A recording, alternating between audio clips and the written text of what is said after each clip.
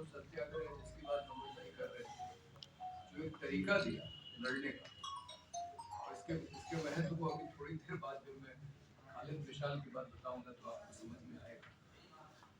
तो उन्होंने बहुत मौलिक चिंतन किया और उनकी जो कुछ बातें थी वो कैसे आज भी प्रासंगिक है, इस पे बात करना चाहता हूं।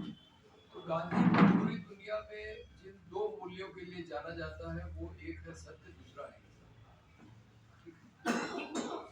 अब आप बता दीजिए आप में से कौन इंसान है जिसने कभी जिंदगी में झूठ ना बोला? मैंने तो बोला, ठीक है, शायद ही कोई ऐसा हो जिसने कभी झूठ ना बोला। लेकिन जो हमारा सामने वाला होता है, क्या हम ये स्वीकार कर सकते हैं कि हम उसको झूठ बोलने की छूट दे सकते हैं? उसको हम नहीं छूट देना चाहते, उससे हम ये उम्मीद करते हैं कि वो हमें हमेशा सच बताए। तो ये है सत्य का आग्रह कि देखिए सत्य तो हर एक आदमी बोलता ही है, साधारण प्रक्रिया। बहुत मजबूरी में, जैसे बहुत मजबूरी में किसी को अपराध करना पड़ता है तो मजबूरी में झूठ बोलता है, नहीं तो आमतौर पे इंसान सत्य ही बोलता है। तो वही अपेक्षा वो दूसरे से करता है, इसमें कोई असामान्य बात। लेकिन यही है सत्य का आग्रह कि हम दूसरे से ये अपेक्षा करते हैं कि वो एकदम खरा खरा एकदम सत्य बोले, वो हमसे झूठ न बोले, हमको धोखा न दे। और कहीं हमको पता लग गया कि किसी ने हमसे झूठ बोला या धोखा दिया तो हम बड़े आहत होते हैं कि बताइए हम तो उस पर भरोसा करते थे और उसने हमारे साथ धोखा दे दिया।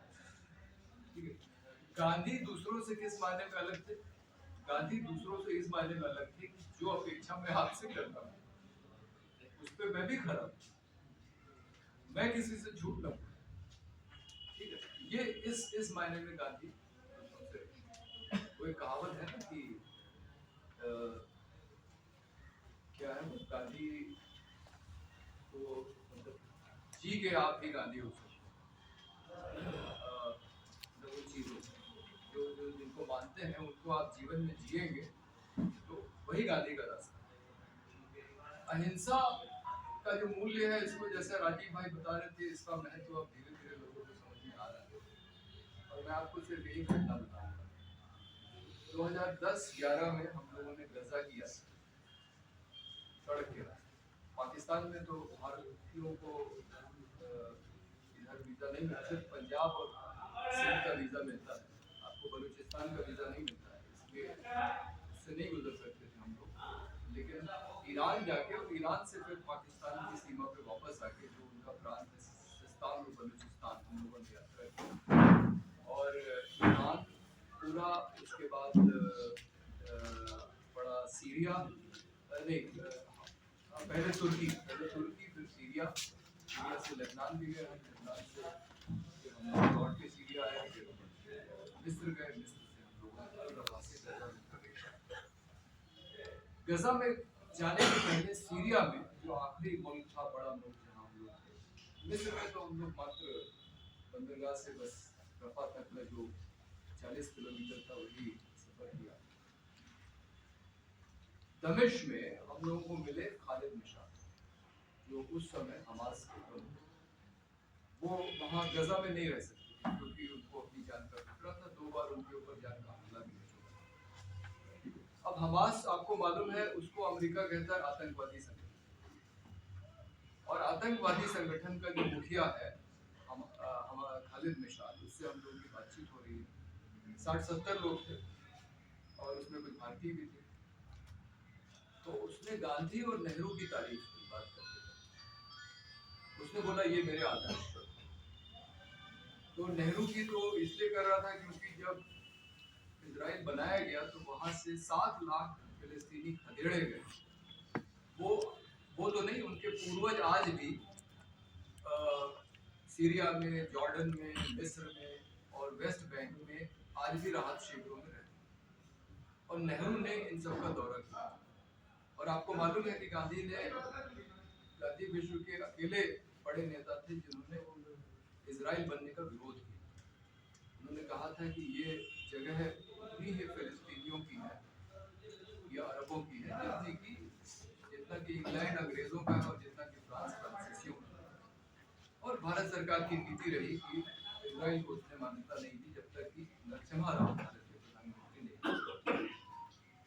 तो ये नेहरू की भूमिका तो हम लोग जानते थे। तो हम में से किसी ने पूछा कि भाई आपका गांधी से क्या ताल्लुक है? आप तो आतंकवादी संगठन, तथाकथित आतंकवादी संगठन के आप सरगना हैं। आप भी इजराइल के ऊपर मिसाइल तो दागते ही हैं कभी कभी जब आपको मौका मिल जाता है। ये जो घटना 7 अक्टूबर 2023 को हुई, तो इस तरह की घटनाओं को अंजाम तो पहले भी देते रहे। तो आप ही हिंसा का इस्तेमाल करते हैं और गांधी तो हिंसा के प्रतीक हैं। आपका गांधी से क्या संबंध? तो उसने कहा देखिए, गांधी से हमने जो प्रेरणा ली है वो ये है कि अगर आपको किसी बहुत ताकतवर दुश्मन से लड़ना, उसके पास हथियार हैं, उसके पास सेना है, वो हर तरीके से आपसे शक्तिशाली है, तो उससे आप लड़ने के लिए अपने अंदर ताकत कैसे पैदा करें, ये बात हमने गांधी जी से, और इसीलिए हम लड़ पा रहे हैं। नहीं तो इजराइल के सामने देखा जाए तो गजा क्या है? कुछ भी नहीं, एक मुल्क भी नहीं है, उसको मुल्क की मान्यता नहीं है। तो मुल्क नहीं है तो उसकी सेना भी नहीं हो सकती। और दूसरी तरफ इजराइल एक मुल्क है, उसकी सेना है, उसको दुनिया भर के जो अमीर देश हैं, इसमें अमेरिका सबसे प्रमुख है, वो हथियार भी देता है और पैसा भी देता है और सैनिक भी भेजता है। तो दुनिया की सारी बड़ी ताकतें इजराइल के साथ खड़ी हैं। और ये छोटा सा इलाका जिसका क्षेत्रफल लखनऊ से बड़ा नहीं है, 10 किलोमीटर बाई 40 नहीं, इससे बड़ा नहीं है। यही उसकी लंबाई है पट्टी की, उसको गाजा पट्टी कहते हैं। 10 किलोमीटर चौड़ाई और 40 किलोमीटर की लंबाई। तो ये इलाका आप देखिए 2023 से आज हो गया 2026, अभी हार नहीं मानी। मुश्किल से 20 लाख 23 लाख 23 लाख लोग थे जब लड़ाई शुरू हुई 23 में, और अब शायद उसमें से 20 लाख रह गए, लेकिन वो हार नहीं। तो ये जो ताकत फिलिस्तीनियों के अंदर आती है वो बहुत विशेष बात है, दुनिया के बहुत कम लोगों में दिखाई पड़ती है। और वो खालिद मिशाल का कहना था कि वो प्रेरणा हमें गांधी से, कैसे हमको अपने दुश्मन से लड़ना है। तो और जहाँ तक अहिंसा हिंसा की बात है, एक बार एक गोरखपुर में किसी मीटिंग में कम्युनिस्ट साथी बड़ी सफाई दे रहे थे कि नहीं हम लोग तो पूरे भारतीय संविधान को मानते हैं और हम जो भी कार्यक्रम करते हैं एकदम शांतिपूर्ण ढंग से करते हैं। तो मुझे कहना पड़ा, मैं तो गांधीवादी हूँ, मैंने कहा अरे भाई, गांधी ने भी कहा है कि जहाँ आपको कायरता और हिंसा में चुनाव करना हो तो आप हिंसा को चुनिए, आप कायर मत बनिए। और अगर आप फिलिस्तीन के संदर्भ में देखेंगे तो ये बात एकदम सही है। तो खालिद मिशाल ने कहा कि हमें कभी कभी हथियारों का इस्तेमाल करना पड़ता है, क्योंकि अगर हम उतना भी ना करें तो इजराइल तो हमें एक दिन में खत्म कर सकता है। अगर हम एकदम शांतिपूर्ण, जैसे बेचारे तिब्बती हैं, वो बेचारे अपनी जान देते हैं। 150 तिब्बती नौजवानों ने आत्मदान किए भारत में। वो चीन से अपनी आज़ादी चाहते हैं, लेकिन वो उस तरह से नहीं लड़ रहे हैं जैसे फिलिस्तीनी लड़ रहे हैं। वो मेरा एक तिब्बती दोस्त है, वो कहता है कि हम तो आप भारतीयों से ज्यादा गांधीवादी, क्योंकि हम तो पूरी तरह से अहिंसा में और हमें तो नुकसान हो गया, क्योंकि हमारी तो कहीं फिलिस्तीन तो फिर भी लड़ रहा है, लेकिन हमें तो कहीं कोई उम्मीद ही नहीं है कि तिब्बत दोबारा कभी आजाद होगा। जिस तरह से चीन ने उस पर कब्जा कर लिया है, और दुनिया की कोई भी शक्ति हमें उस तरह से समर्थन नहीं देती है। इजराइल कम से कम फिलिस्तीन के साथ, इजराइल के साथ बाकी दुनिया खड़ी होगी, लेकिन फिर भी आज की तारीख में फिलिस्तीनी के साथ भाई ईरान खड़ा है, कतर खड़ा है। पहले तो और भी अरब दुनिया के मुल्क थे, लेकिन धीरे धीरे करके वो पीछे हटे, लेकिन फिर भी कुछ मुल्क हैं, आज सीरिया है, यमन है, खड़े हैं उसके साथ। बोला हमारे साथ कौन है? तिब्बती लोगों के साथ। तो लेकिन वो अपनी लड़ाई लड़ रहे हैं अपने तरीके से। उनका कहना है कि हम अहिंसक तरीके से लड़ेंगे, और वो अपनी जान। और गांधी ने भी यही कहा कि अगर कहीं किसी की जान जाने की बात आए तो दूसरे की जान लेने से अच्छा है कि मैं अपनी जान ये बात उन्होंने गौ हत्या के संदर्भ में कही कि अगर मुसलमान गाय को काटता है तो पहले तो मैं उसे समझाऊंगा, लेकिन अगर वो नहीं मानेगा तो मैं गाय को बचाने के लिए मुसलमान की जान नहीं लूंगा। ये बात बहुत साफ तो, लेकिन जो ये बात है कि अगर कायरता और इसके बीच में चुनने की बात आ गई तो आप हिंसा चुनिए, ये बात गांधी जी कही। उस हिसाब से जो फिलिस्तीनियों की लड़ाई है वो एकदम सही है और उतना प्रतिरोध तो वो करना पड़ेगा, अपने अस्तित्व को बचाना है, अपने आत्मसम्मान को, तो इसका बहुत बहुत महत्व है। लेकिन ये बात धीरे धीरे अब सबको समझ में आ रही है और आज देखिए ट्रम्प जो है वो पूरी तानाशाही कर रहा है, गुंडागर्दी कर रहा है, एक देश के घुस के उसके राष्ट्रपति का अपहरण कर दिया, दूसरे देश पे दावा ठोक रहा है, ईरान को धमकी दे रहा है, लेकिन उसको इस बात का बड़ा मलाल है कि उसको नोबेल का शांति पुरस्कार नहीं मिला और उसने उस महिला से जिसको मिला था उससे ले लिया। मतलब इतना बेशर्म आदमी तो मैंने कभी देखा नहीं कि उसको नोबेल की कमेटी ने पुरस्कार नहीं किया तो उसने वो पुरस्कार उस महिला को कहा ही होगा कि भाई हमें दे दो, वो बेचारी विपक्ष की नेता है वेनेजुएला में, उसका सपना होगा शायद आगे आने वाले दिनों में कि वो भी वहां सत्ता में बैठे, तो उसने अपना पुरस्कार ट्रम्प को दे दिया। लेकिन आप देखिए ट्रम्प की भी चाहत यही है कि उसको एक शांति दूत के रूप में लोग माने, मतलब उसको एक आक्रमणकारी और आक्रांता के रूप में न देखें।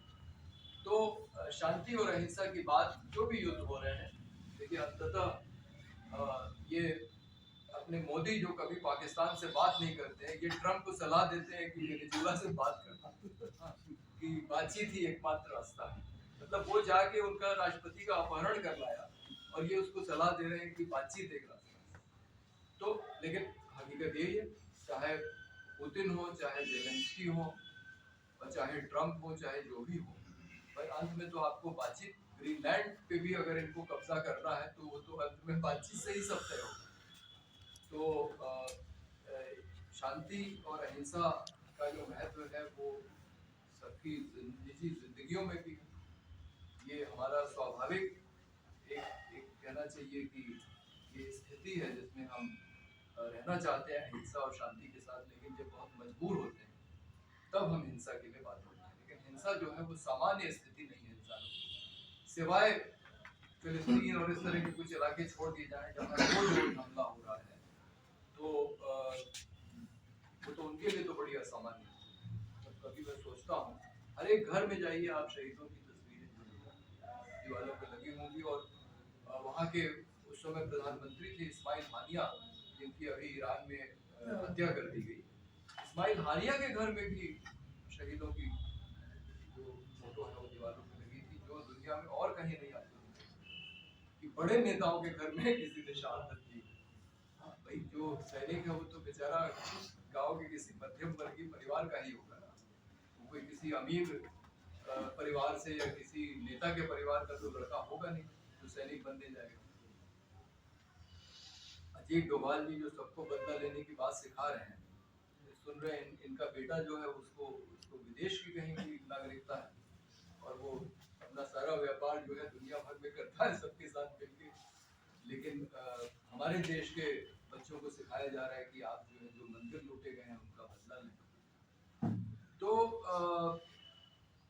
सत्याग्रह की बात मनोज भाई ने करी दी है, वो बहुत महत्वपूर्ण बात है क्योंकि गांधी के पहले विदेश में तो पिकेटिंग होती थी, महिलाओं ने अपने मताधिकार के लिए विदेशों में पिकेटिंग की और तमाम लोगों ने अपने अपने तरीके से आंदोलन किए। लेकिन भारत में आप किसी भी तहसील ब्लॉक स्तर पे चले जाइए, अभी मैं भरावन ब्लॉक पे एक दिन गया हुआ था, एक परिवार बैनर लगा के बैठा था कि उसकी जमीन पे उसके रिश्तेदारों ने कब्जा कर लिया। तो ये जो तरीका है जो ये बता रहे थे कि आप अपनी बात धरना प्रदर्शन करके कर सकते हैं और हमारी सरकार उसको मान्यता देती है। एक अधिकारी नियुक्त होता है जो आएगा आपका ज्ञापन लेगा, वो भले ही आपका काम ना करे लेकिन आपका ज्ञापन लेगा और कई बार काम हो भी जाते हैं। तो बहुत सारे लोगों के काम इस देश में वो धरना प्रदर्शन करके जो होते हैं, ये रास्ता, ये इनकी बात बिल्कुल सही है, ये रास्ता हमें गांधी ने दिया है सत्याग्रह का, कि हम शांतिपूर्वक बैठ के अपनी मांग, अपना आंदोलन कर सकते हैं, अपनी मांग मान सकते हैं और हमारी मांग मानी जाएगी या सुनी जाएगी कम से कम। ये गांधी का बताया तरीका। पर्यावरण के बारे में उस समय बहुत चिंता नहीं थी जब गांधी का युग था, इतना संकट नहीं था कार्बन उत्सर्जन का, लेकिन फिर भी गांधी ने इस बात को पहचाना। ये देखिए कितनी बड़ी बात है कि उन्होंने, इसमें भी थोड़ा एक विवाद है कि ये गांधी ने ही कहा कि किसी और ने कहा, लेकिन ये कथन आपने निश्चित रूप से सुना होगा कि पहला जो कथन मैं याद करने की कोशिश कर रहा था वो है be the change you want to see in the world, जो बदलाव आप दूसरों से अपेक्षा करते हैं। और दूसरा जो उनका कथन है कि इस धरती में इतना तो है कि सबकी जरूरत पूरी हो जाए, लेकिन किसी का लालच पूरा करने के लिए संसाधन कम पड़े। तो और उनकी जीवन शैली आप देखिए, ये बात जरूर है कि सरोजिनी नायडू ने कहा है कि उनको गरीबी में रखने के लिए भी बहुत पैसा खर्च करना पड़ता है, लेकिन गांधी जितने संसाधनों का इस्तेमाल करते थे देखा जाए तो भाई इंग्लैंड में भी आप देखिए कि सिर्फ वो एक जाड़े के समय में भी जबकि सारे अंग्रेज चीजें टोपी मतलब उसमें वो एक कम्बल ओढ़ के चले गए, पूरा पैर नीचे का खुला हुआ है, हाथ खुला हुआ है। तो कम संसाधनों में कैसे जिया जाए, ये गांधी ने ये संदेश दिया। और ये संदेश आज इसका महत्व जो है हमको ज़्यादा समझ में आ रहा है कि हम ज़रूरत से ज़्यादा संसाधनों का इस्तेमाल कर रहे हैं और अपनी एक वैश्विक चिंता है कि कैसे हम कम से कम प्रदूषण करें। प्रदूषण का सीधा ताल्लुक उपभोग से है, हम ज़्यादा उपभोग कर रहे हैं इसलिए ज़्यादा प्रदूषण कर रहे हैं। आप आज भी गाँव में चले जाइए जहाँ उतना उपभोग नहीं है तो वहाँ आपको प्रदूषण कम मिलेगा। लखनऊ से जैसे ही आप निकलेंगे दुबग्गा के आगे तापमान 2 डिग्री नीचे गिर जाएगा बलियाबाद पहुँचते पहुँचते, है ना। तो यहाँ इसीलिए ज़्यादा है, हम उपभोग कर रहे हैं, प्रदूषण कर रहे हैं। और इसको दुख की बात यह है कि इसी को विकास का मानक बनाते हैं। एक बार मोंटेक सिंह अहलूवालिया का इंटरव्यू इंडियन एक्सप्रेस में छपा था जिसमें वो ये सीधे सीधे कह रहे थे कि अरे अभी हम क्यों रोक लगाए अपने कार्बन उत्सर्जन, अभी तो हमने उतना प्रदूषण ही नहीं किया जितना अमेरिका कर रहा है। मतलब एक तरीके से वो ये कह रहे हैं कि पहले हम उतना प्रदूषण कर लें, उसके बाद फिर हम सोचेंगे। और ये लड़ाई चल रही है कि जितना ये कॉन्फ्रेंस ऑफ पार्टीज वगैरह होता है, यहाँ अमीर देश कहते हैं कि भाई आप लोग अपना कार्बन उत्सर्जन रोकिए, और भारत और चीन और ये जो देश है विकासशील देश ये कहते हैं कि नहीं, अरे हमको भी पहले विकास करने दीजिए जैसे आपने कर लिया है। तो विकास का, प्रदूषण विकास का मानक हो। तो ये गांधी ने देख लिया था कि ये जो विकास का तरीका है, जिसपे तो पूरी टिप्पणी उन्होंने हिंद स्वराज में की है कि कैसे ये गलत तरीका है विकास का, वो हमको आज उसने कहाँ पहुँचा दिया है कि हमारे लिए अस्तित्व का संकट हो कि इंसान नाम की प्रजाति इस धरती पे रहेगी भी कि नहीं, ये इसको लेके एक संकट खड़ा हो गया। मशीन मनरेगा पे मैं बाकी बात नहीं करूंगा। आपको मालूम है ये कानून मनमोहन सिंह लाए। मनमोहन सिंह निजीकरण, वैश्वीकरण, उदारीकरण के जनक हैं। ठीक, निजीकरण का मतलब जैसे ही आप कहेंगे तो बड़ी बड़ी कंपनियां, बड़ी बड़ी मशीनें ये आती हैं, लेकिन जब मनरेगा कानून आया तो उसके अंदर लिखा हुआ है कि तो यहाँ पे भी गांधी की बात सही हो जाती है। गांधी कह रहे थे कि बड़ी मशीनों को गांधी मशीन के खिलाफ नहीं थे, क्योंकि आज मैं अपना चरखा नहीं लाया हूँ। चरखा अगर आप कभी ध्यान से देखें तो चरखा एक मशीन है, उसको सीखने में मुझे 2 साल लगे और उसका एक ऊर्जा कहीं से कुछ हिल जाए तो वो ठीक से चलता नहीं है।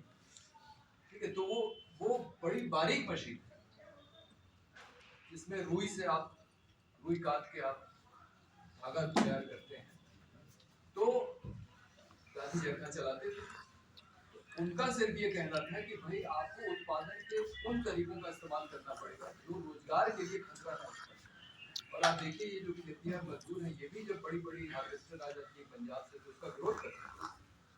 तो ये बात मनमोहन सिंह जैसे आदमी ने, जो एक तरीके से आधुनिकीकरण के हिमायती थे, उनको भी जब उन्होंने कानून बनाया मनरेगा का, क्योंकि उसका नाम रोजगार गारंटी कानून था, उसका नाम विकसित भारत कानून नहीं था, इसलिए उसमें ये बात थी कि अगर रोजगार अगर देना है लोगों को तो उससे मशीनों को बाहर रखना पड़ेगा, आप उसमें जेसीबी नहीं लगा सकते। और उसमें था मानक कि 60% पैसा मजदूरी पे खर्च होगा, सिर्फ 40% ही आप सामग्री पे खर्च करेंगे, और 100% बजट मनरेगा का मजदूरी का केंद्र सरकार को। वैसे तो 90-10 का अनुपात था केंद्र और राज्य सरकार के ऊपर जो बोझ था इसका, लेकिन उसमें भी ये बात थी कि मजदूरी का 100% का बजट आएगा केंद्र, ताकि राज्य सरकार बिल्कुल भी कोताही न करे काम देने में। काम दीजिए, आप जितना देना है दे दीजिए, उसकी सारी मजदूरी केंद्र ने जिम्मेदारी लेती थी कि हम। तो जब रोजगार की बात आएगी तो निश्चित रूप से उन मशीनों को रोकने की बात करनी ही पड़ेगी जो कि हमारे लिए खतरा बने। जैसे इंसान की आबादी पे रोक लगे, या कम से कम वो स्थिर हो जाए, वो वहां पहुंच जाए जिसको हम कहते हैं क्या कहते हैं, वो जब स्थिर हो जाती है आबादी, सैचुरेशन पॉइंट। हाँ, सैचुरेशन पॉइंट नहीं, उसका एक वो है रिप्लेसमेंट रिप्लेसमेंट मतलब जितनी आबादी है उतनी ही पैदा हो और उससे ज्यादा ना बढ़े। और वो आंकड़ा ये है कि एक परिवार अगर 2.1 बच्चे पैदा करेगा, मतलब आप दशमलव में तो बच्चे नहीं पैदा करेंगे, लेकिन औसत 2.1 का रखें, क्योंकि भाई कोई बच्चा बड़ा हो गया, किसी बीमारी से मर गया, एक्सीडेंट में मर गया, तो उसका ख्याल रखते हुए एक माता पिता 2 बच्चे पैदा करें तो आबादी वही बनी रहेगी, तो वो है 2.1। तो ज्यादातर मुल्कों की विकास की नीति इस तरह से है कि वो 2.1 पे पहुंचने की कोशिश करती है, और कई तो उसके नीचे आ गए, जैसे बांग्लादेश 2.1 पे पहुंच गया हमसे पहले, जबकि मुस्लिम आबादी। तो ये तो बात अपने आप में इसका काट है कि मुसलमान ज्यादा बच्चे पैदा करते। मुस्लिम आबादी भी रिप्लेसमेंट रेट पे पहुंच गई है बांग्लादेश में। भारत में अभी हम नहीं है, हम पहुंच रहे हैं धीरे धीरे वहां पे। लेकिन आप बताइए, गाड़ियों की आबादी पे कभी रोक लगाने की बात नहीं, जिनकी वजह से प्रदूषण बढ़ता जा रहा है, लेकिन कार्बन उत्सर्जन को रोकने की बात हो रही, और धीरे धीरे आप देखिएगा कि ये बात जोर पकड़ेगी। हमारी पार्टी तो कह रही है कि ये जितने ये पेट्रोल डीजल वाले वाहन हैं निजी, इस पे तो प्रतिबंध लगना चाहिए, और सार्वजनिक यातायात की व्यवस्था आप ऐसी मजबूत कीजिए कि लोगों को वाहनों की जरूरत ही न पड़े। जैसे बम्बई में लोकल ट्रेन से ज्यादातर लोग चलते हैं, अमीर लोग, वैसी व्यवस्था होनी चाहिए। तो मशीन वाला मामला बहुत महत्वपूर्ण है विकास की दृष्टि से, और ये हमको निर्णय लेना ही पड़ेगा कि कौन सी मशीनों का उपयोग करना है, कौन सी मशीनों का नहीं करना है।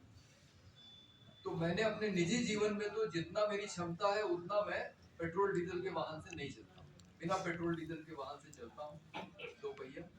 और कोशिश ये होती है कि भाई हमारा कम से कम प्रदूषण करने में योगदान, मजबूरी में 2 पहिया पेट्रोल डीजल वाला, और उससे भी ज्यादा मजबूरी हो 2 से ज्यादा लोगों तो चाहिए। लेकिन तो ये धीरे धीरे मुझे लगता है विश्व दुनिया इसी तरफ बढ़ेगी। जैसे वो एक छोटी सी लड़की है 18-19 साल की, स्वीडन की, जिसने फैसला लिया है कि मैं हवाई जहाज से नहीं, क्योंकि हवाई जहाज से चलने में उस दूरी में, उसी दूरी को अगर आप रेल से सफर करेंगे तो हवाई जहाज भले ही वो 1 घंटे में पहुंचाते हैं आपको 2 घंटे, और मुंबई जाने में आपको 24 घंटे में, लेकिन हवाई जहाज में ज्यादा प्रदूषण उस 2 घंटे रेल के मुकाबले। तो उसने कहा कि मैं हवाई जहाज पे नहीं चलूंगा, ग्रेटा थुनबर्ग।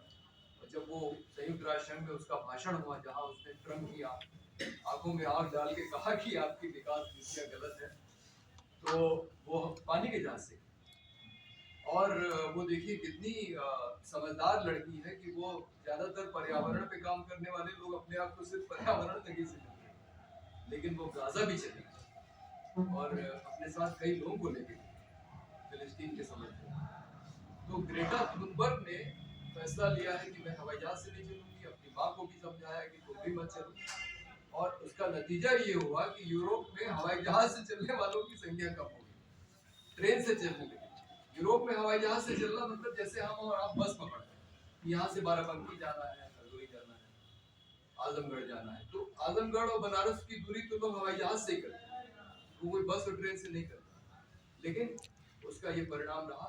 तो दुनिया उसी ओर बढ़ रही है जिसमें हमें मशीनों का प्रयोग, खास करके जो प्रदूषण बढ़ा रही है, उसको कम करना ही होगा।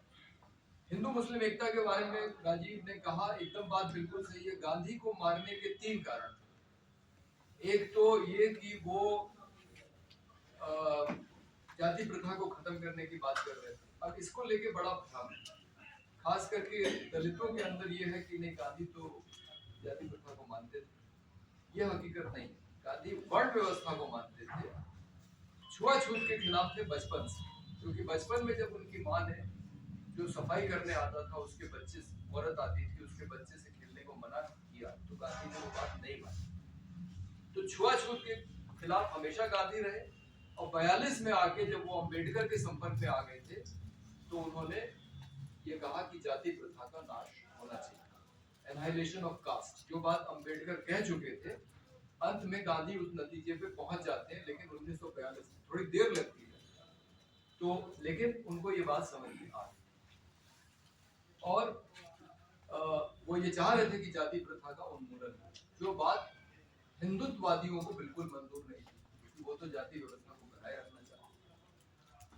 और ये जितनी प्रगति हिंदुस्तान ने इतने 70-80 सालों में की है, जाति व्यवस्था मौजूद है, मैं मानता हूँ, क्योंकि मैं देखता हूँ कि हमारे सवर्ण साथी अभी भी हरदोई की मेरे आश्रम में, उस आश्रम में रहने वाली दलित महिला के हाथ का बनाया नहीं खाते। वो उनके पास 2 बहाने होते हैं कि अभी अभी बस हम खा के आए हैं, या कहेंगे कि नहीं आज पेट खराब। सब जानते हैं कि ये क्यों कह रहा है, वो क्यों कह रहा है, क्योंकि वो उसके हाथ का खाना नहीं चाहता। तो जाति व्यवस्था बिल्कुल है, शहर में भी, लेकिन जितनी टूटी है वो भी कम उपलब्धि नहीं। भारत कम से कम राजनीतिक एकता, राजनीतिक बराबरी तो आ गई, सामाजिक और आर्थिक में थोड़ा समय लगेगा, लेकिन राजनीतिक बराबरी जो हिंदुस्तान के लोकतंत्र ने हासिल की है, ये जाति व्यवस्था को जो तोड़ने का संकल्प था, गांधी का भी, अंबेडकर का भी, और बाकी जो लोग थे, क्योंकि आजादी के आंदोलन में जो भी शामिल थे, जो लड़ रहे थे, उनका सबका सपना एक जैसा था। चाहे वो सुभाष चंद्र बोस हो, चाहे भगत सिंह हो, चाहे गांधी हो, चाहे अंबेडकर हो, ये सब, इनका सपना एक ही तरह का भारत था, जो संविधान में हमको दिखाई पड़ता है। धर्मनिरपेक्ष, समाजवादी, लोकतांत्रिक, संप्रभु गणराज्य, ये जो सपना था, या और उसके नीचे जो बातें लिखी हुई हैं, समानता, न्याय, बंधुत्व, ये सारी जो बातें हैं, इस सब में इन सब लोगों में सहमति है। लेकिन इसका जो मुख्य जो स्तंभ था, वो तो गांधी थी, क्योंकि सारा आजादी का आंदोलन उन्हीं के इर्द गिर्द लड़ा जा रहा था। तो जाति प्रथा को तोड़ना है, ये गांधी का संकल्प था। नहीं तो अंबेडकर जी को गांधी जी जवाहरलाल नेहरू के कैबिनेट में क्यों शामिल करवा? नेहरू ने जब, क्योंकि नेहरू की सरकार तो आजादी के पहले बन गई, तो जब उन्होंने मंत्रिमंडल की लिस्ट गांधी के सामने प्रस्तुत की, क्योंकि गांधी कांग्रेस में कुछ नहीं थे, लेकिन सारे फैसले उनकी मर्जी से ही होते थे। सुभाष चंद्र बोस का आपको मालूम ही है कि गांधी की वजह से उनको अध्यक्ष पद छोड़ना पड़ा 1 साल के बाद। लेकिन कटुता नहीं थी सुभाष चंद्र बोस के मन में, क्योंकि सुभाष चंद्र बोस की जो 4 ब्रिगेड थी, उसमें एक गांधी के नाम पे, एक नेहरू के नाम पे थी, एक अपने नाम पे रखे थे, और एक रानी लक्ष्मीबाई। सुभाष चंद्र बोस गांधी का बहुत सम्मान करते थे, लेकिन अब उनका तरीका अलग था। तो लेकिन जाति व्यवस्था तोड़ना है, ये गांधी इस निष्कर्ष पे पहुंच गए थे। और इसलिए देखिए, जब नेहरू ने अपने मंत्रिमंडल की लिस्ट अनुमति के लिए भेजी, तो उन्होंने कहा इसमें अंबेडकर का नाम है। अंबेडकर शामिल हुए मंत्रिमंडल में, भारत के विधि मंत्री बने, और इस नाते संविधान सभा की ड्राफ्टिंग कमेटी के अध्यक्ष बने। तो ये बात बहुत कम लोग समझते हैं। कोई बात नहीं, आप लोग कि अंबेडकर को संविधान सभा की ड्राफ्टिंग कमेटी का अध्यक्ष पद तक पहुंचाने में गांधी का हाथ है। अगर वो मंत्रिमंडल में नहीं आते और भारत के विधि मंत्री नहीं बनते, तो कैसे वो इसकी ड्राफ्टिंग कमेटी की? तो इसलिए जाति प्रथा को खत्म करने के लिए जितना अम्बेडकर प्रतिबद्ध थे, मुझे लगता है उससे कम गांधी ने तो मध्य प्रदेश के आंदोलन वगैरह उन्होंने चलाए। हाँ, एक सवर्ण होने के नाते उनका नजरिया तो दूसरा था ही, जिससे अम्बेडकर सहमत नहीं थे, ये भी बात समझी जा सकती है। लेकिन जाति प्रथा खत्म हो, इसके बारे में कोई दो राय नहीं है कि गांधी और नेहरू ये सारे लोग एक राय। एक तो ये बात बहुत चुभती थी हिंदुत्ववादियों को कि जाति प्रथा को ये खत्म किए दे रहे हैं। दूसरा, महिलाओं को जो गांधी ने जो उनको एक जगह दी आजादी के आंदोलन में आने की, और सबसे आसान रास्ता उसके लिए था कि उन्होंने कहा कि चरखा कातो और विदेशी कपड़ा जलाओ, क्योंकि उनको मालूम था कि भाई महिला घर से निकल के आंदोलन करने के लिए नहीं आ सकती। और जैसे महिलाओं ने चरखा चलाना शुरू किया तो मेरी नानी जी बताती है, सबके अंदर ये भाव जागृत हुआ कि हम भी आजादी के आंदोलन से जुड़े। जब घर घर चरखा चलने लगा, तो किस तरह से गांधी ने महिलाओं, और फिर वो चरखा चलाते चलाते महिलाएं बाहर भी निकलती, और नेहरू के परिवार की तो एक एक महिला बाहर निकली, उनकी पत्नी से लेके उनकी, नेहरू जब जेल में है तो उनकी पत्नी आंदोलन के लिए सड़क पे आ जाती है। नेहरू को उम्मीद नहीं थी कि वो निकल आएंगे। उनकी माँ एक धरने में कुर्सी लगा के बैठ जाती है सड़क पे। तो महिलाओं को जो आंदोलन में, और इसमें गांधी का एकदम निजी रिश्ता था इन सब महिलाओं से, जितनी महिलाएं, तो उस पर हम एक बात और भी बाद में करेंगे। लेकिन महिलाओं को आजादी के आंदोलन में लाना, सार्वजनिक जीवन में लाना, ये आरएसएस वालों को बिल्कुल मंजूर नहीं, क्योंकि आपको मालूम है कि आरएसएस में महिला सदस्य नहीं हो सकती, तो महिला को बराबरी का दर्जा ही नहीं देते। तो महिलाओं की भागीदारी सार्वजनिक जीवन में, और फिर आखिरी बात जो राजीव भाई ने कही, हिंदू मुस्लिम एकता, इसके बारे में जितना स्पष्ट गांधी थे, शायद नेहरू को छोड़ के और कोई नहीं था कि ये जो है भारत अगर बनेगा तो धर्मनिरपेक्ष देश बनेगा, और इसमें हिंदू मुस्लिम एकता मजबूत रहनी चाहिए। और उसी का परिणाम है, मैं आपको बताऊं कि क्योंकि बाकी दूसरे तरफ की बात सब लोग कर चुके हैं, इसलिए वो बात मैं नहीं कहूँगा। मैं ये बात कहूँगा कि अगर आपको देखना है कि दुश्मनी क्या होती है दो समुदायों, ठीक है, कट्टरता क्या होती है, तो आप मणिपुर चले जाइए। जैसे हम और आप यहाँ कमरे में बैठे हैं, ऐसे संभव नहीं है कि मैतेई और कुकी एक कमरे में बैठे, जिले अलग हो। मतलब अगर मैं मान लीजिए एक उदाहरण के लिए, कानपुर मान लीजिए हिंदुओं का जिला है और लखनऊ मुसलमानों का जिला है, तो मैं कानपुर में सफर नहीं कर सकता। तो ये जो जिस तरह की कट्टरता की, या गुजरात में आप चले जाइए, हिंदू मोहल्ले में आपको मुस्लिम नहीं मिलेगा और मुस्लिम मोहल्ले में हिंदू नहीं मिलेगा। तो ये जो जिस तरह से आबादी अलग अलग हो गई है, कट्टरता हो गई है, एक दूसरे को बर्दाश्त नहीं कर सकते, जान ले लेते हैं, उस हिसाब से तो मुझे लगता है कि हिंदू और मुसलमानों की स्थिति बहुत ठीक है, सामाजिक रिश्ते अभी भी कायम है, और यही उम्मीद है कि ये सरकार जाए, इस विचारधारा के लोग कुर्सी छोड़े, तो फिर वापस स्थिति ठीक हो। और आप देखिए बांग्लादेश में भी पाकिस्तान से कम सांप्रदायिकता, और मुझे लगता है, अब मैं सोचता हूँ कि वो शायद इसीलिए रहा होगा क्योंकि गांधी ने वहाँ जाके अनशन किया। उस तरह से गांधी कभी पाकिस्तान वाले इलाके में जाकर उन्होंने काम नहीं किया, क्योंकि वहाँ पे खान अब्दुल गफ्फार खान थे, वो देख रहे थे, तो वहाँ गांधी ने कभी उस तरह की जरूरत महसूस नहीं की। लेकिन इस वाले बंगाल में वो गए, उन्होंने अनशन किया मुस्लिम इलाके में जाके, जहाँ उनको आने नहीं दिया जा रहा था, सड़क पे बोतलें फोड़ के डाल दी गई थी कि वो चल ना पाए। और गांधी का उस समय जो साथ दे रहा था आदमी, मुझे गर्व है, वो मेरी पार्टी का संस्थापक डॉक्टर राम मनोहर लोहिया, क्योंकि जितने बड़े कांग्रेस के नेता थे वो तो सब मंत्री बन गए, तो गांधी जी का साथ देने के लिए बचे थे सिर्फ डॉक्टर लोहिया, और गांधी जी जहां जाते थे उनको ले जाते थे साथ, और जहां पे गांधी जी खुद नहीं पहुंचते थे वहां लोहिया को कहते थे तुम जाओ। और उस समय की एक घटना बता दें आपको, तो आपको लगेगा कि आज जो हो रहा है कोई बहुत ज्यादा नहीं हो रहा है।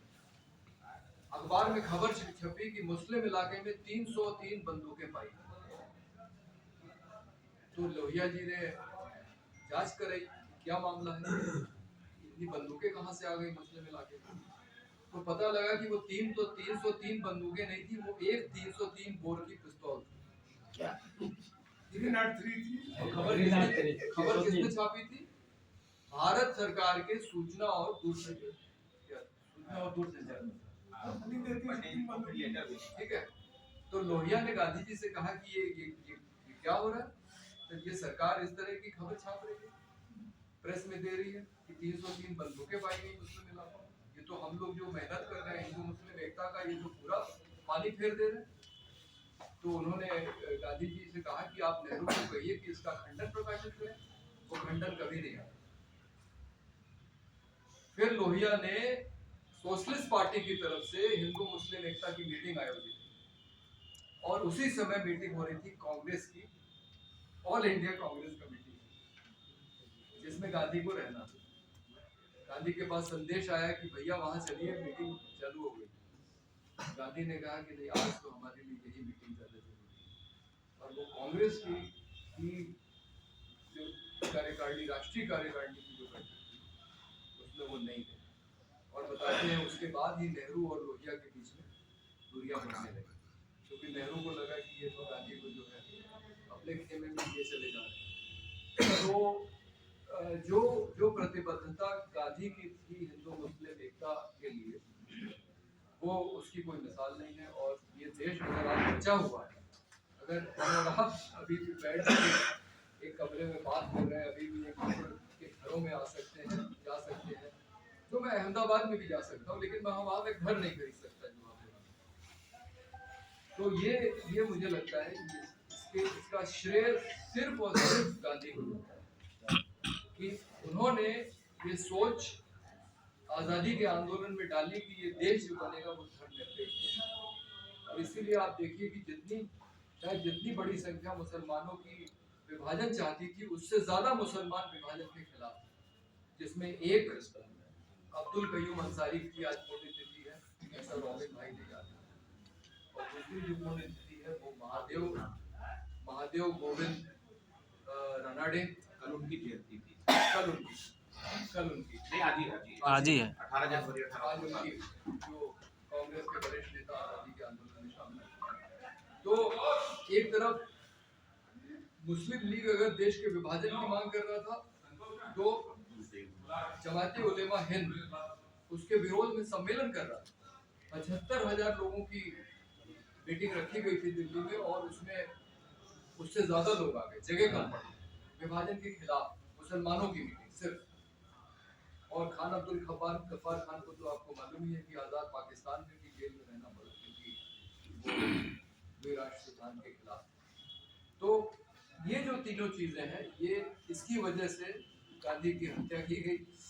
और ये देखिए, ये तीनों ऐसी चीजें हैं जिसकी जो आज भी प्रासंगिक है।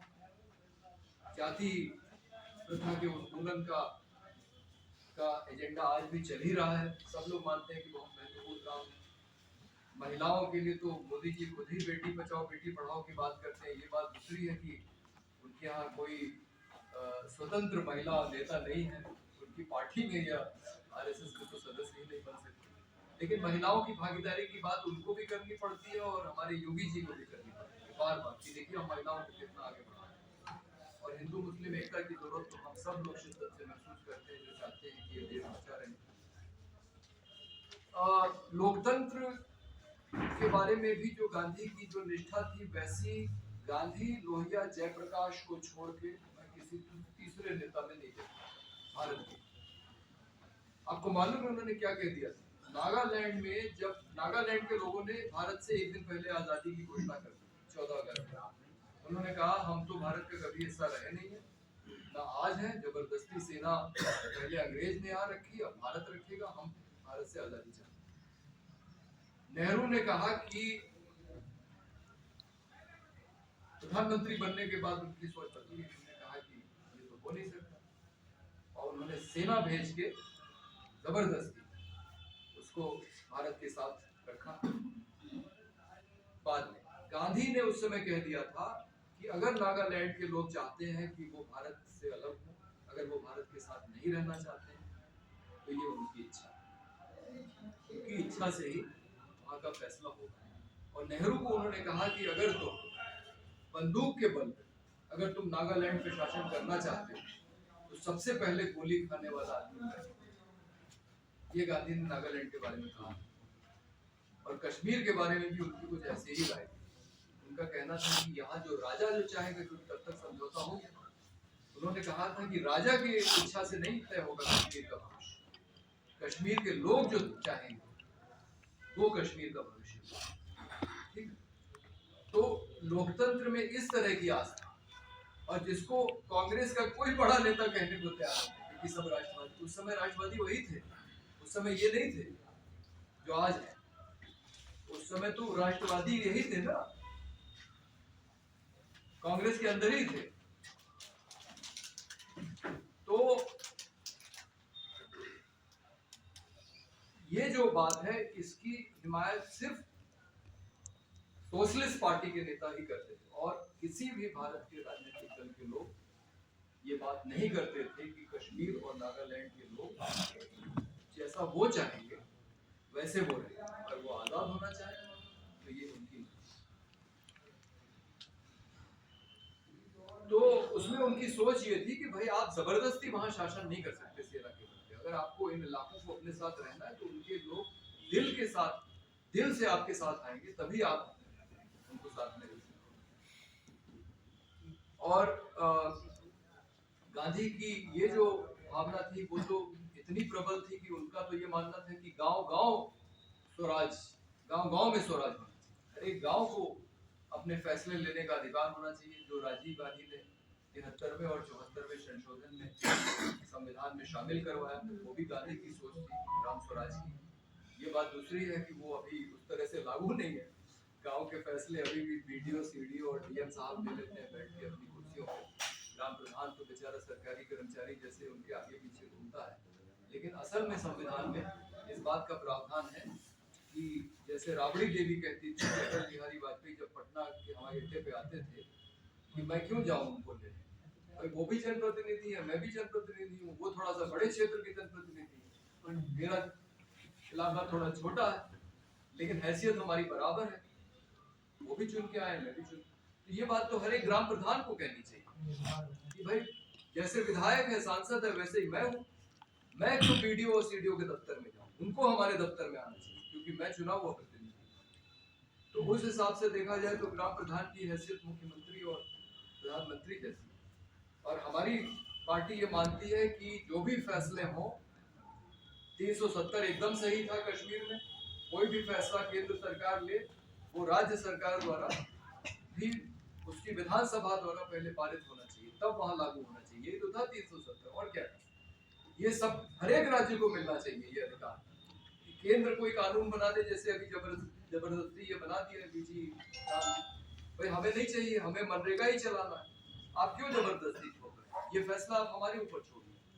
और राज्य सरकार ये फैसला तो ग्राम सभा तक जाना चाहिए कि जब ग्राम सभाएं भी, आप एक प्रतिशत तय कर दीजिए, 2/3, 3/4 ग्राम सभाएं जब किसी फैसले को पारित कर देंगी तभी वो फैसला माना जाएगा राज्य में, और जब 2/3, 3/4 राज्य मंजूर कर ले तब वो देश का फैसला माना जाएगा।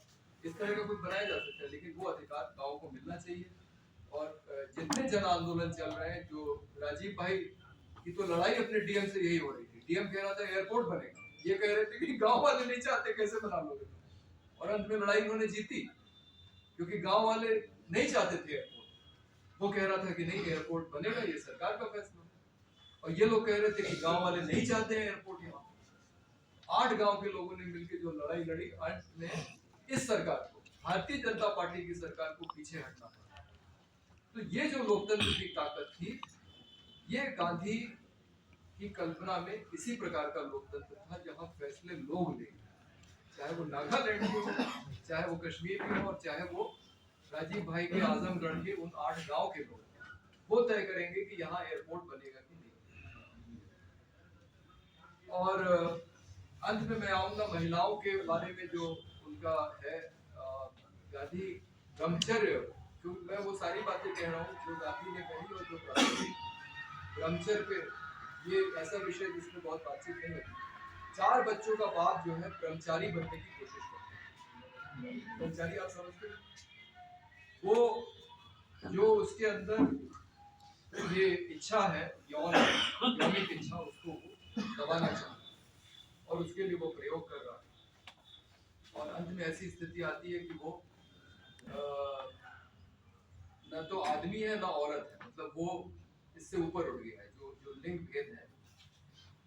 और वो महिलाओं के साथ भी ऐसे ही रहता है जैसे पुरुषों के साथ रहता है। तो वो बार बार ये इसको लेके बहुत, गांधी को लेके बहुत आलोचना भी होती है।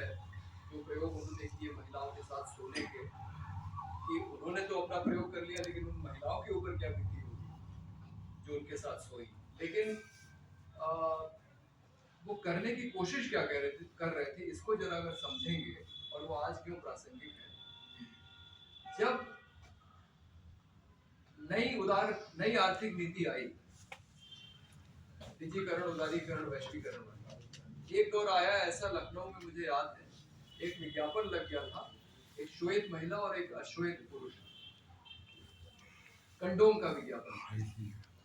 आज भी आप HIV एड्स का विज्ञापन देखिए, अभी बोर्ड लगे हुए, उसमें लिखा हुआ है असुरक्षित यौन संबंध से बचें। पहला बिंदु ये, HIV एड्स रोग से बचना है, असुरक्षित रोग संबंध से बचें।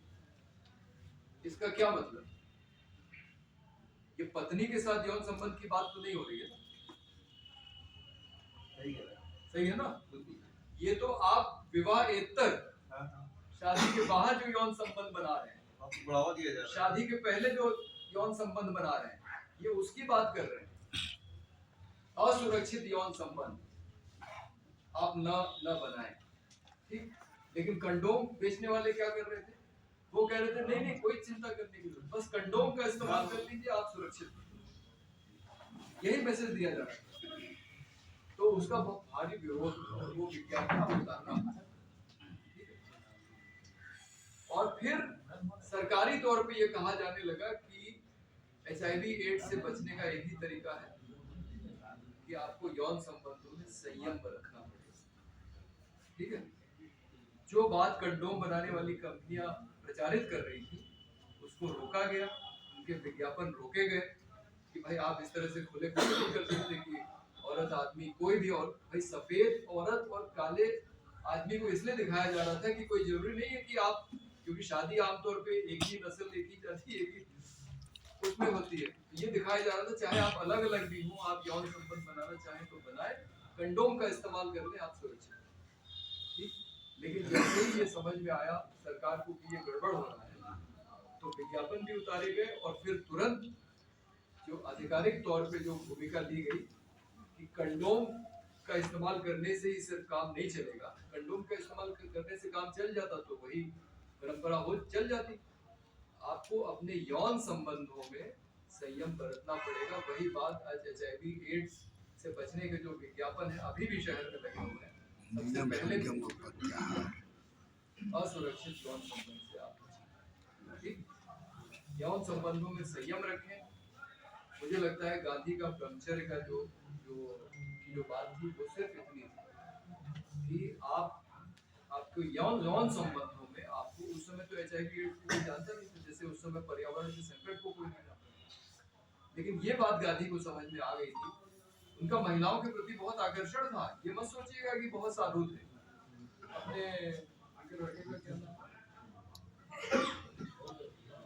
राजमोहन गांधी पोते, राजमोहन गांधी की किताब में लिखा है, एक बंगाली महिला से टैगोर की रिश्तेदार थी, टैगोर के भाई की भतीजी, उससे प्रेम हो गया, और वो प्रेम मतलब जैसे लड़के लड़कियों में होता है, मतलब जो टीनेजर वाला प्रेम।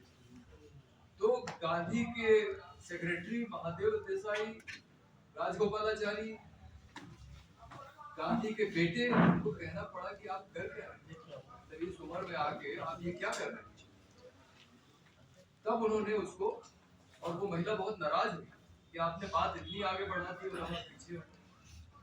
तो वो सारी उनमें कमियां थी जो पुरुषों में थी, महिलाओं के प्रति बहुत आकर्षण, लेकिन उस आकर्षण को वो चाह रहे थे कि वो उसको उस पर विजय पाए, उस पर नियंत्रण पाए। जो महिला के साथ संबंध बनाने की जो एक इच्छा थी, तो गांधी के ब्रह्मचर्य का कुल मिला के ये पूरा प्रयोग था कि स्त्री पुरुष संबंध में आप संयम कैसे बनाएंगे जिसको अंत में वो सफल हो, और इसीलिए उन्होंने ये प्रयोग किए। तो वो प्रयोग इस दृष्टि से तो उनकी आलोचना की जा सकती है कि उन्होंने उन महिलाओं की चिंता नहीं की, लेकिन उन्हीं महिलाओं ने बाद में ये कहा, उसमें से एक ने तो अपनी आत्मकथा लिखी है, बापू माई मदर, क्योंकि वो बापू को अपनी माँ के रूप में, क्योंकि जैसा मैंने कहा कि वो लिंग भेद से ऊपर होता है। तो ये बात मैंने इसलिए की क्योंकि ये बात आमतौर पे होती नहीं है और इसको समझना जरूरी है, क्योंकि आपको पर्चे मिल जाएंगे कि गांधी जो है महिलाओं के साथ, लिंगी महिलाओं के साथ सोते थे और उनका इसके साथ संबंध था, उसके साथ संबंध था। लेकिन आदमी ईमानदार था इसलिए उसने अपनी बातों को लिखा। नहीं तो हम में से किसी का अगर कोई विवाहेतर संबंध हो जाए तो हम लोग छिपाने की कोशिश करते हैं, किसी को पता न लगे कि हमारा किसी दूसरी महिला के साथ संबंध है।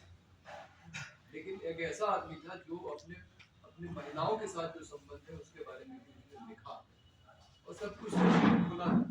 सब देख रहे थे कि गांधी और उस महिला के बीच में कैसे संबंध बनता जाता है, मुझे टैगोर की रिश्तेदार थी, तो इसलिए उनको सब लोगों ने रोका। तो ये, और वो महिलाओं के साथ सोते थे, ये बात सबको मालूम थी उसकी आशा। तो ऐसा आदमी तो भाई कम होता है जो कि इस तरह की एकदम निजी चीज को भी सार्वजनिक कर देता है और उसके बारे में लिखता है, प्रयोग करता है और कहता है कि हमें अपने संबंधों में संयम रखना है। तो इस सम्मेलनशील बंदे के साथ मैं ये बात खत्म करूंगा।